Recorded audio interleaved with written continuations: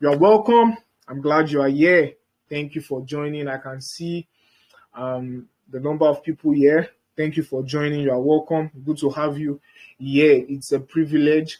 I want to assure you that we're not going to exceed 1 hour. 1 hour. 1 hour. 1 hour it is. All right. I'm so excited to let you know that we are going to be talking about willingness to pause, reset, and play again, which implies learning, unlearning, and relearning. To fix dysfunctionality in the life of a person, you need to be willing to learn, be willing to unlearn, be willing to relearn. And the concept I have that I'm going to be diving into tonight is you need to pause. You need to pause to learn, to observe, learn. You need to reset, which implies unlearning. There's a need to reset. Now, when your phone is misbehaving, you reset factory. It takes it back to new, right? So you need to reset some things in your mind, in your understanding, ideology, right, for you to experience proper growth, all right, and also play a game, which implies relearning. So that is the concept of what I want to talk about tonight. And I'm sure you have heard this before, like I said earlier, but trust me, be open. There's something new that you are going to learn tonight. All right. So for us to be able to fix dysfunctionalities, right, in our lives, we need to be open to the concept of learning, the concept of unlearning, and the concept of relearning. Very, very important. Very, very important. Now, there's a man called Alvin Toffler. Alvin Toffler wrote a book in 1970. The title of that book is The Future Shock. The Future Shock. You can get it online. The Future Shock. And in this book, Alvin Toffler began to talk about his predictions of what is going to happen in the nearest future. You know, he began to talk about his predictions in the future, the development that is going to come to humankind, the experience of humankind in the nearest future. He began to talk about these things in his book. And when this book came out, you know, people made jest of him. People laughed at his predictions. People said, this is ridiculous. How can mankind come to this? It's not possible that man can come to this position. Man cannot. In 1970, he would be really, he would be a visionary, right? A visionary, someone whose eyes is open, someone who has foresight to be able to predict that the world will be how it is right now. Are you getting what I'm saying? Nobody knows that a time will come that we are just going to hold a card in our hand, a very flat card in our hand, and you can use it to make all forms of transactions from anywhere in the world. Nobody knows that, or no one knew that, right? With time, people began to evolve. Development came to to mankind, and growth happened, right? So this author, Alvin Toffler, made these predictions, some of these predictions that we see today, and people made jest of him. But years later, this is where I'm going to, years later, people discovered that even his predictions were low compared to the changes and development they experienced. His predictions were drastically low, really low compared to the rate of growth, compared to the speed of development that mankind experienced. So, even though this man died some years ago, right, he left an eternal statement. He left an eternal statement, and it's a quote, and I'm going to read it. It says, The illiterate of the future, pay attention, the illiterate of the future are not those who can't read or write, but those who cannot learn, those who cannot unlearn, and those who cannot relearn. Those are the illiterate of the 21st century, the illiterate of this generation are the people that are not able to learn, unlearn, and relearn. Because even if you don't know how to read and write, if you are willing to learn, it just take a matter of time. You will be able to read and write. The arts, no matter the age, no matter how old you are, no matter where you are, no matter you are willing to learn, you can learn to read and write. But a man that has come to whatever stage in life that is not willing to learn, unlearn, and relearn, such person is the real illiterate. Such person is the illiterate. Are you getting it? So your ability, your willingness to learn, unlearn, and relearn, provides room, creates room for growth and development. No matter the situation, no matter your position, no matter your circumstances, no matter your level, no matter where you are right now, your willingness to learn, unlearn, and relearn is crucial to your growth. Is crucial, is most important. So learning, unlearning, and relearning are lifelong growth processes that ensure we stay ahead of the rapid growth and change in the world. The growth that we are experiencing in the world right now is crazy. I feel like crazy is even an understatement. Because almost every week there's a new version of every software. Almost every year there's a new version of every software. Right? Almost every year there's a new way to do almost everything.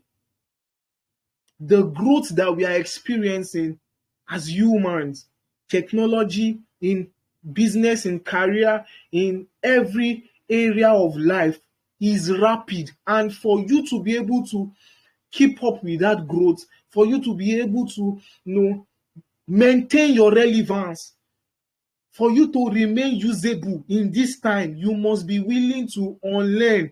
You must be willing to learn, unlearn, and relearn. Very crucial. So, the remarkable capacity of humans to learn, unlearn, and relearn skills, knowledge allows us to become lifelong learners. All right? So, the human brain possesses a remarkable capacity to go through these processes. The former idea of learning, unlearning, and relearning is based on the fact that the learning process requires individuals to be open to new ideas and ways of thinking. All right? That is the general understanding of the concept of learning, unlearning, and relearning. That there's a new idea, you embrace it, right? Yes. But let me take you deeper. A great man once said that if you are not informed, you will be deformed. If you are not inspired, you will expire. If you are not updated, you will be outdated. If you are not in the know, you cannot be in the flow. What you know determines how far you go. Those who know are the ones that rule over the ones that do not know. All right? That is somebody sat down and came up with that. That person is intelligent. There's no argument about it. If you're not informed, if you don't have information, you will be you will be deformed. If you're not inspired, you will expire. Because Every day there's a new inspiration out there. You open your social media right now, you see new idea. They say there's nothing new under the sun. Yes, true, there's nothing new under the sun. But if you want to do what has been established, what has been done before, you need a new way of doing it. So that is what is rampant. There's a new way to do almost everything. So if you are not willing to learn, you become outdated. You expire.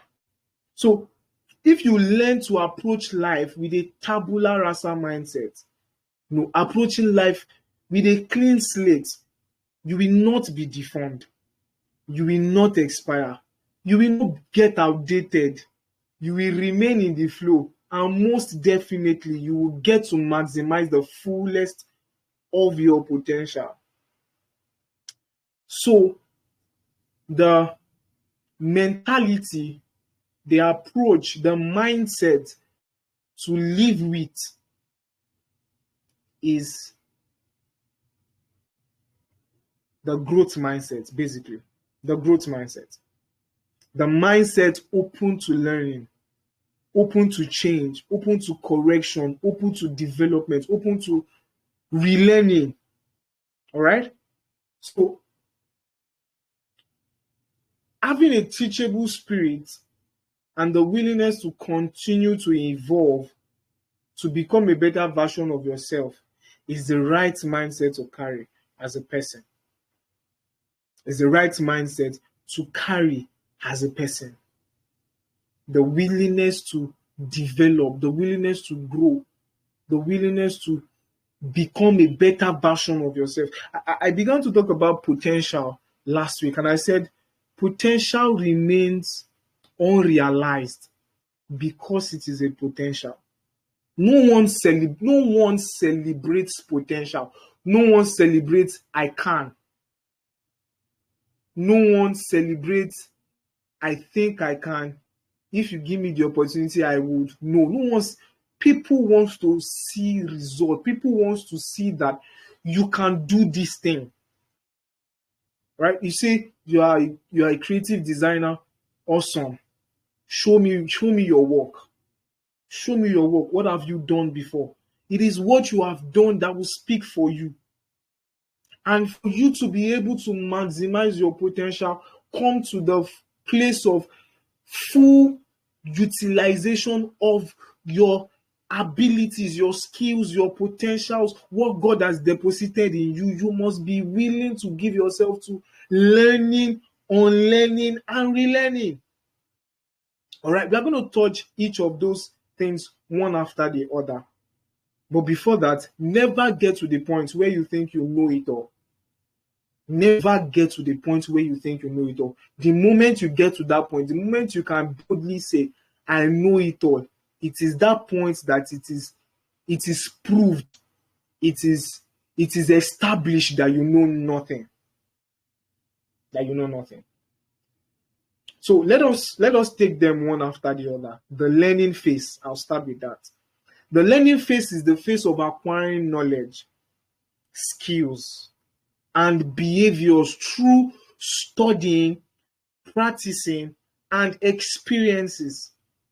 Learning phase is the phase where you acquire knowledge, skills, intelligence, behavior, characteristics, abilities, and capacities through studying, practicing, and experiences. So when you want to apply for a job, one of the things is almost on the top of every job description, at least 1, 2, 3 year experience. If you don't have that experience, you are not qualified for that job. So if I go to apply for a job, right, and the required experience is 3 years, if I have 2 years, right, and I say, okay, I have 2 years experience on this job, what the question that will be asked, or what the next interviewer will do, is show me what you can do. So if you are able to collapse 10 years knowledge into 2 years experience, then you are a genius. you can beat that requirement. But as long as you cannot collapse that chunk of information, chunk of knowledge, volume of knowledge or experience into shorter period of time, then you are not fit for that role, for that position, right? And you see now, you see 16 years old, 18 years old, now a graduate, 19 years old, now a graduate. It doesn't take time. People don't waste time on growth, academics, all of those things like it used to be before.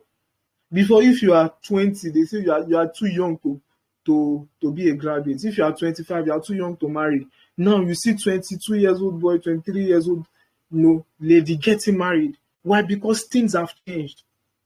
People have given themselves to learning, and they've been able to collapse a long period of experience into a short period of time. And that is what the world wants to buy now. So the learning phase is the phase where you build yourself through experience. All right? It involves understanding, being able to interpret and remember the pieces of information you have acquired, and you being able to apply that understanding, those information to your real world situation to generate quality results. To generate quality results, to generate quality outcomes in your life. So if you can take 10 years information, collapse it into 2 years period of time, and take it in, process it, and implement it into a real world situation to generate quality results, then you beat time. That is quality learning. So some of us, we go to school for 4 years to learn a particular course, and by the time you are graduating, we are not different from the person who did not go to school for that 4 years. Why? Because we have not taken the information, we have not taken the experience, we have not taken the expertise, we have not taken the knowledge required for that period of time. And so a lot of time, it may not even be the person's fault. It may just be the education system. It may just be the system. It may just be the structure that you have submitted yourself to. And this was one of the things we talked about when we talked about causes of dysfunctionalities. Systems and structures are part of the reasons why we have dysfunctional people. So if you enroll in a university that don't have a proper teaching structure, a quality education system, and you graduate a dysfunctional student, you become a dysfunctional graduate, or else you gave yourself to quality studying on your own. And there are very few education systems in Nigeria today that we can categorize as quality. Very few. I tell you, very, very few. Even the federal institutions that we think should provide quality education are worse. I tell you. And I know you understand what I'm talking about. So you being able to collapse quality information, apply it to your real world situation, and generate quality results in your life is what proves that you are in the learning phase. You are learning. And this is a phase you can't graduate from. This is a phase you can't afford to graduate from the learning phase. Let's go on. At time is not on our side. So I'm going to read few scriptures. Daniel chapter 1 verse 17. To these 4 young men, God gave knowledge and understanding of all kinds of literature and learning. Of all kinds of literature and learning, God gave to these 4 young men, Daniel, Shadrach, Meshach, and Abednego, an understanding, an ability to learn. The Bible says the spirit of excellence was upon Daniel, and he was better than his colleagues. He was better than every other person because there was a spirit that came upon him that gave him the ability to experience quality learning. There's something called quality learning. Quality learning. I can sit down in front of my system and be watching a tutorial that is not detailed enough to help me understand a particular task. I want to design a building, right? If I'm watching a tutorial that is not detailed enough to explain I was having a conversation, very good example. I was having a conversation with somebody in the house today, and he was saying that he wanted to learn photography, right? And he met somebody, and this person gave him an ebook, a soft copy material to read. He said he read it and he did not understand. He did not understand until he began to watch tutorial videos on YouTube. Then what he read now began to make sense to him. So there's something called quality learning. It is quality learning that produces quality results. Quality learning produces quality results. Proverbs chapter 1 verse 7 says, the fear of the Lord is the beginning of knowledge, but fools despise wisdom and instructions. Don't be a fool. Don't despise wisdom and instructions. Give yourself to learning. Do your best to present yourself, 2 Timothy chapter 2 verse 15, do your best to present yourself to God as one approved. So there's a need for presentation. So how well you present yourself will determine if you can gain the approval. And if you don't give yourself to quality learning, you can't gain approval. Say this scripture, factor it into every area of your life. Factor it into every area of your life. There's need for approval in every area of your life. I'm not talking about human approval, or you must come to the point where when you stand before men, they can see excellence and they will not have choice but to accept you. That is the approval I'm talking about. Not that you're not going to be cool. No, yes, there's need for constructive feedback to know how well you are doing, how far you have come, how well you have given yourself to learning, right? But the approval I'm talking about is that develop yourself to the point where when you stand before anybody, they see excellence, they see quality in you. That is it. Philippians chapter 4 verse 9. Whatever you have learned or received or heard from me or seen in me, put into practice. Put into practice. And God, the peace, and the God of peace will be with you. All right, Romans chapter 15 verse 4. For everything that was written in the past was written to teach us, so that through the endurance taught in the scripture and the encouragement they provide, we might have hope. This scripture is powerful because the reason why we are experiencing growth is because some people gave themselves to learning. Now, what you are learning today, somebody developed it, somebody designed it, somebody created it, somebody originated it, somebody innovated it, and you are learning it today to become a better person. If you give yourself to learning, one day you become an innovator. You innovate something that would facilitate growth for other people. That is quality learning. Quality learning. Let's go on. The second phase, the unlearning phase. Now, this is the most difficult phase of growth process, the most difficult phase of development process, the unlearning phase. Something that you have imbibed, you have assimilated, something that you have given yourself to for many years. You get to a point in life and it becomes challenged. Somebody challenged it with evidence, with quality, irrefutable evidence, undeniable evidence, your willingness to unlearn.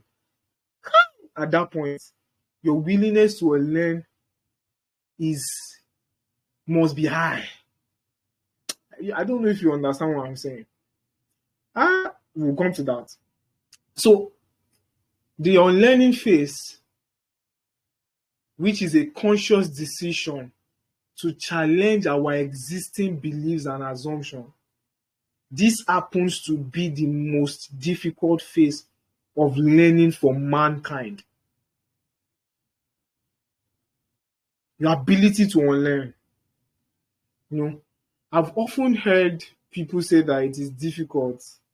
You know, I've heard people say unlearning is difficult, blah blah blah. And I a lot of time I didn't understand until the complaint of people around me. I know a lot of people complained I didn't know how to talk. A lot of people complained about um my being blunt. I used to be really, really blunt. Like really blunt. I just say things the way they are. There was nothing I couldn't say.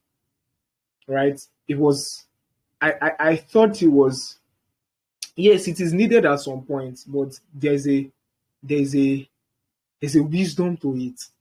So people complained a lot about my communication. People complained a lot about the way I talk, about the way I related with them, you know. And I had to give myself to unlearning things that I grew up with. You know, there was a day I just thought about it. I said, I've not said you are mad in a long time. I've not said you are crazy in a long time. I've not said, all those all those things. I just realized I've not said it in a long time. Because it was strange, because it's something that I grew up with.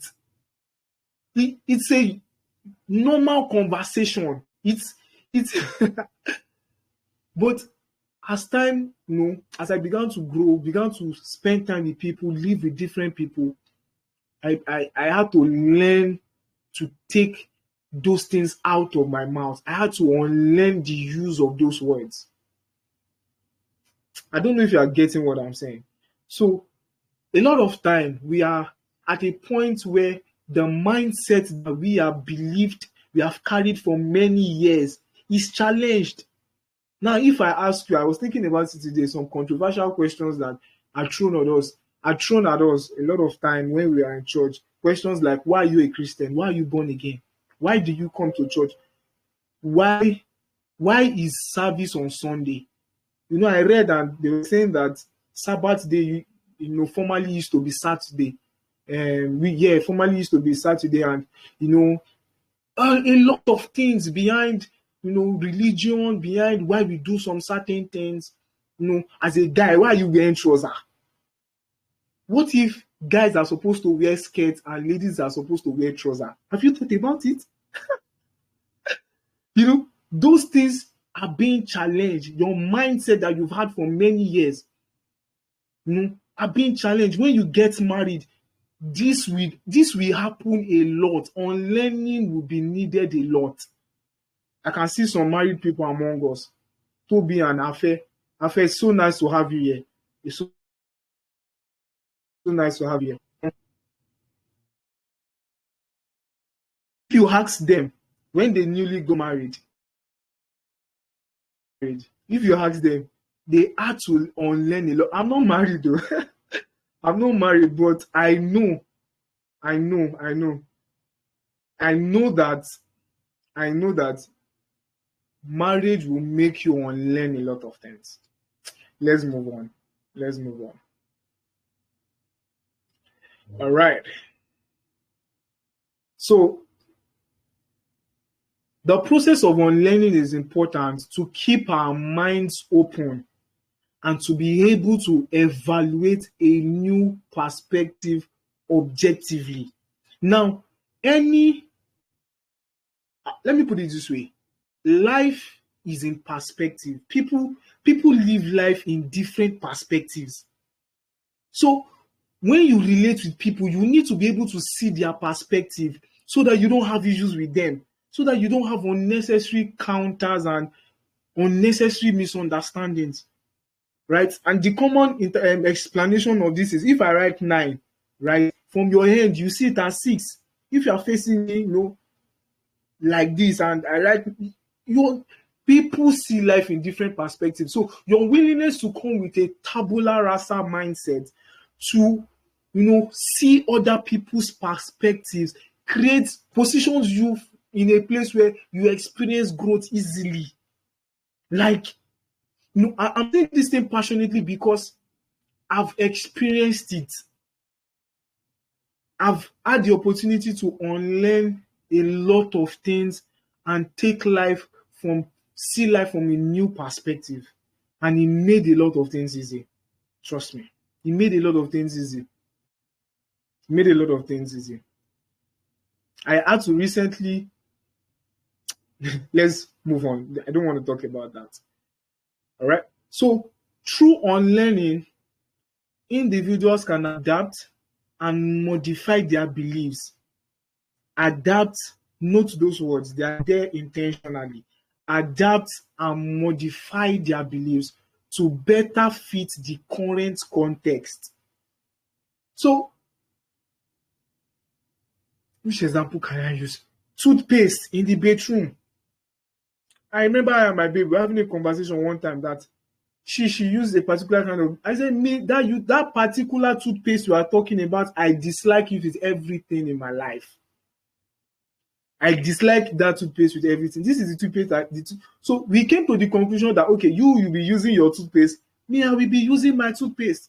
But if you come into that kind of conversation with the mindset that when we are dual God has joined together, let no man put asunder. When two of you become married, you become one. You must go to the same church. You must go to the same church. You must use the same toothpaste. There will be problem.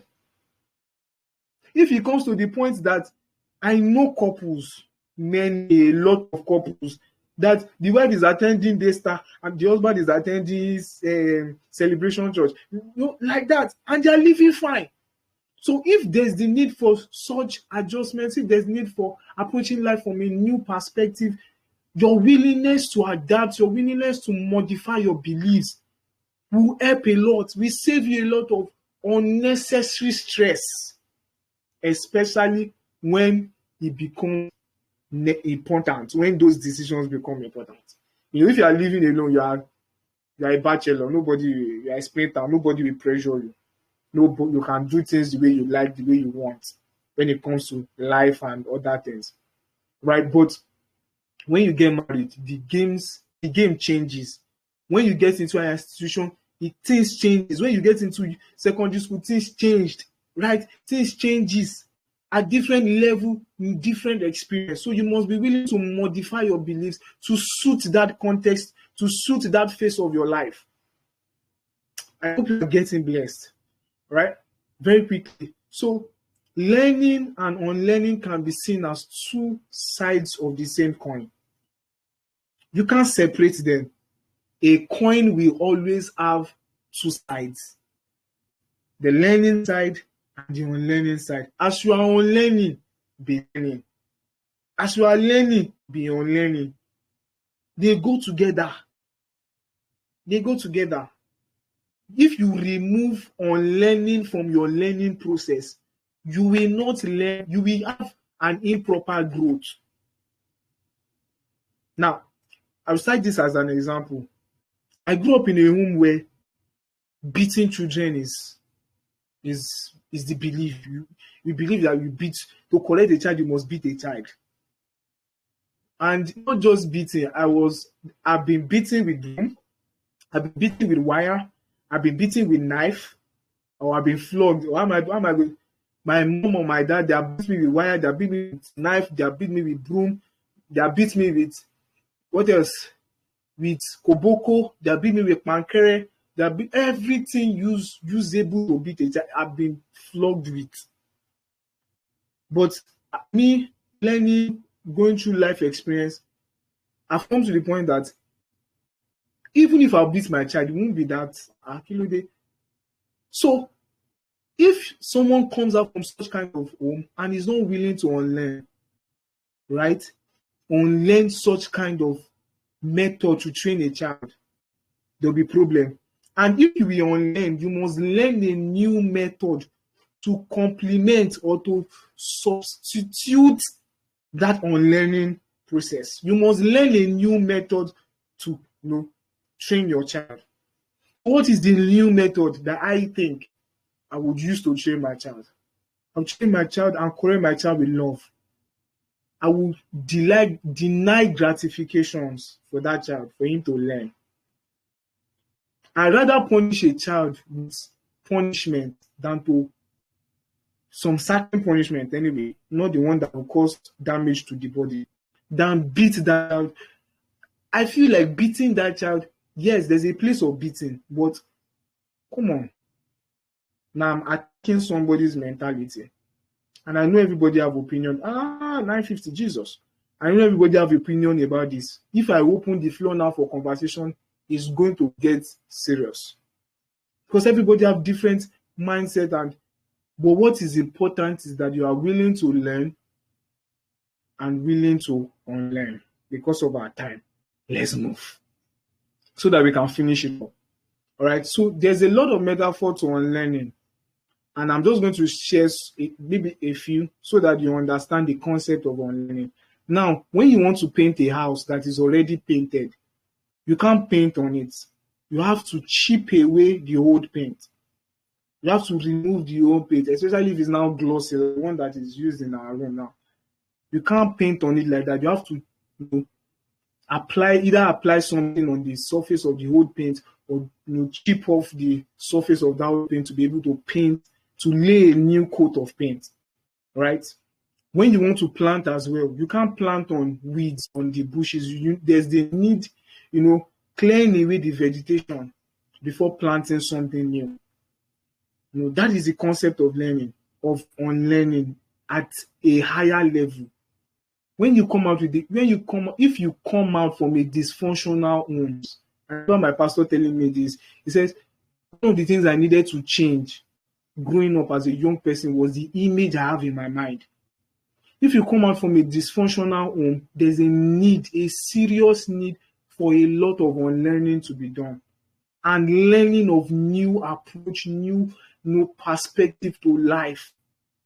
If a person comes out from a broken home or from a monogamous home, born again, you will need to unlearn it. You will need to break a lot of things. You need to change your mindset and your exposure. You open yourself to new image, learn new things, so that you don't begin to live out the life of your father or your mother. It's very important. All right, very important. So,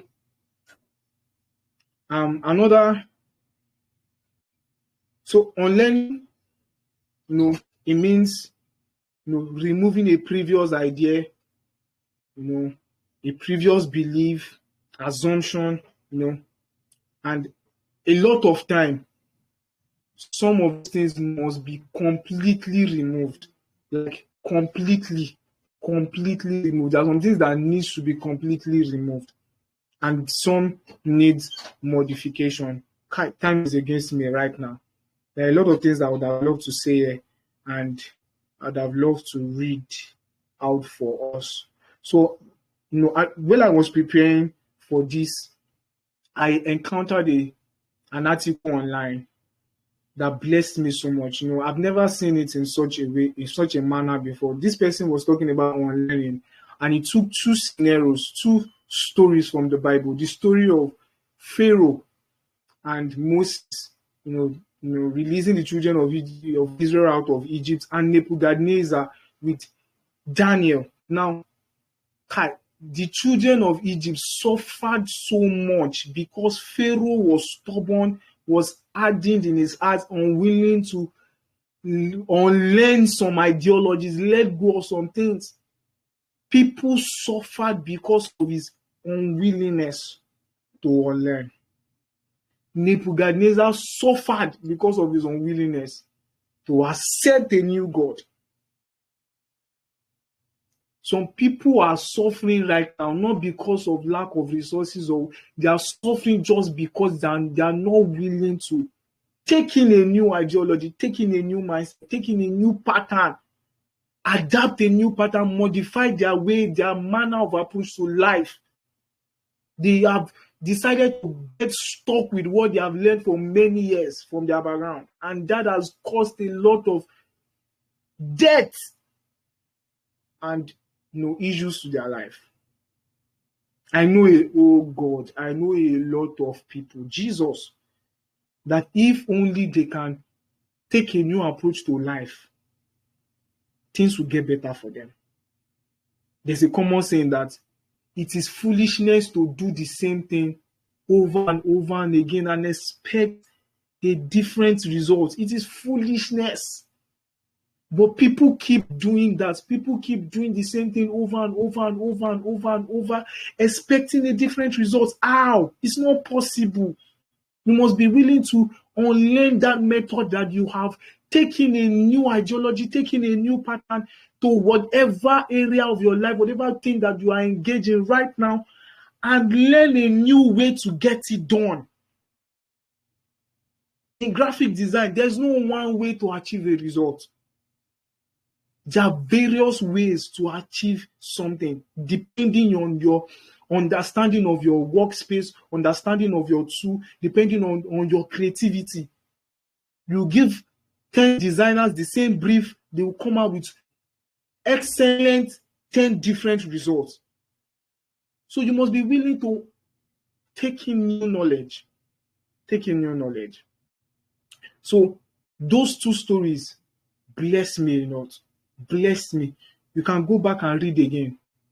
Or send a DM. I'll share the link to that article with you if you want. It will bless you. You see on learning from a new perspective. You are a leader. I read a book by John C. Maxwell. It's somewhere in this shelf. This is it. Powerful book, Leadership. This book will change your life as a leader. Leadership, your willingness to make changes, adapt to the new flow of things, of life as a leader is a trait that you cannot buy in the market. This book, it blessed me a lot. Leadership. So your willingness to unlearn is very important. Be open. Whatever position you find yourself, be open to learn things from a new perspective. You'll be surprised. All right. So finally, this one is not long. So that's why I took my time to talk about unlearning. We'll wrap up now with relearning. Now, the concept of relearning is practicing, executing over and over and over to become perfect. If you have learned, experienced on learning, taking a new pattern, for you to become expert, excellent at what you do, you must experience relearning. Relearning is as, now, let me say this here. Every of these stages are as important as each other. You can't, to get the quality result, you can't do away with one. You must learn, you must unlearn, and you must relearn. Now, the relearning process is a process of taking in the lesson learned in an unlearning phase and putting them to practice. So the more you put them to practice, the more you become good at it, the more you become excellent at it. All right. So the relearning phase is an experimentation phase where you practically put to work the information that you have acquired. This is the point of also learning again so that you don't forget. Learning again so that you don't forget. Now, this is what I'm trying to say here. A lot of us as students, we failed not because we did not learn, not because we did not unlearn. We learned in class. Every lecture you attended, you definitely learned something. You also unlearned something one way or the other in class. But you see this last phase, a lot of us as students, we remove it from the process. That's why we fail. We don't go back to relearn. We don't go back to relearn what we have learned in class. We don't go back to relearn we don't go back to reading the books we've read before. We don't go back to reading the materials we've read. We don't go back to practicing the things that we have learned. That is why a lot of people end up mediocres. The relearning phase is as important as every phase in the learning process. So if you are not willing to relearn, you just find out one day that you woke up and you have forgotten everything you thought you knew. The Bible. If you read the Bible, you read Genesis in the month of January. And the next time you are reading Genesis again is the month of January the following year. You find that A lot of things that you read before, you don't even know them again.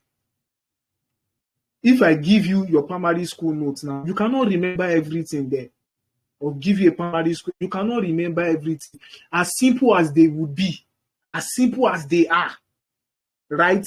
You cannot remember everything because to an extent, you have not gone back to relearn those things. When I was 7, I was given English and basic technology. When I opened basic technology and began to read it, I realized that those things were things that we do every day. That even if we had sustained that understanding, kept it precious, right, and did not throw away those revelations, those learning in those books, we would be living life in a more profitable, better way, like right now. You just try it. Go back and carry your basic technology book. Go back and carry your English language textbook. You will learn some things and you will find out that you have forgotten them and how they would have helped you. So the relearn phase is also very important. Very, very, very important. The lack of relearning is the problem of a lot of people. So relearning helps you to seal knowledge in your consciousness, your subconsciousness and your conscious. It helps you seal knowledge. You keep reading, you keep practicing, you get used to it, you become expert, you become a guru at it. That's the importance of the relearning phase. All right. And lastly, the quality of your relearning is in the repetition and your consistency of learning. The more you practice learning, right, the more you repeat learning, you find out that you have experienced quality growth, quality relearning has happened to you over time, and you have become a better version of yourself. All right. I hope you have learned something today. I hope you have learned something. I hope you've gotten new illumination. Now, I want you to take what you have learned today and put it to practice. Put it to practice. Factor in these 3 phases into your learning process. Don't leave any one of it out. Factor the 3 into your learning process, and you see how you are going to experience growth over time. God bless you so much. Thank you for joining. We'll continue next week, Thursday, by 9 p.m. All right. Thank you for joining. God bless you. I've learned